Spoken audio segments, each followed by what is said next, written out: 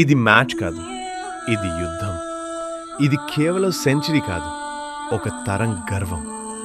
1998 షార్జా ఎడారి. ఒక తుఫాన్ వచ్చిందట, కానీ అసలు తుఫాన్ ఒక బ్యాట్ నుంచి పుట్టింది. Coca Cola cup.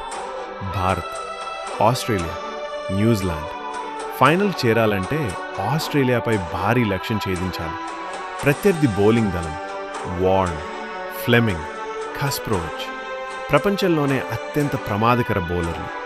మ్యాచ్ కొనసాగుతోంది. అచానక్ ఎడారి తుఫాన్, గాలి, దుమ్ము, మైదానం మొత్తం మసకబారింది. ఆట నిలిచిపోయింది. ప్రపంచం ఆగిపోయింది. కానీ ఆ తుఫాన్ కంటే పెద్ద తుఫాన్ ఇంకా రావాల్సింది. మైదానం మళ్లీ సిద్ధమైంది. స్కోర్ బోర్డు ఒత్తిడి పెరిగింది. లక్ష్యం దూరంగా ఉంది. క్రీజ్లోకి నడిచొచ్చాడు సచిన్ రమేష్ టెండూల్కర్. అతని కళ్ళలో భయం లేదు, ఒక యోధుడి నిశ్చయమే ఉంది. మొదటి దాడి, వార్న్ బౌలింగ్. సచిన్ ముందుకొచ్చాడు. బంతి స్టేడియం బయటికి.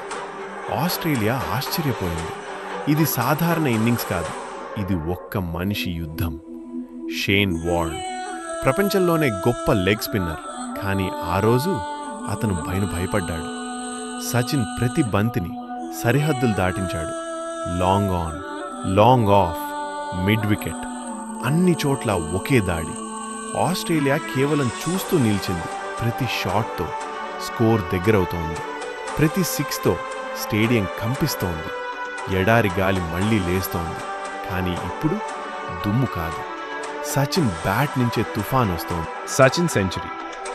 కానీ అది కేవలం 100 పరుగులు కాదు, ఒక దేశ నమ్మకం, ఒక ఆటగారి ప్రతిభ, ఒక జాతి గర్వం. ఆ రోజు ఎడారిలో 2 తుఫాన్లొచ్చాయి. ఒకటి గాల్లో, మరొకటి బ్యాట్లో. ఇది మ్యాచ్ కాదు, ఇది యుద్ధం. అందులో విజేత ఒక్కడే, సచిన్.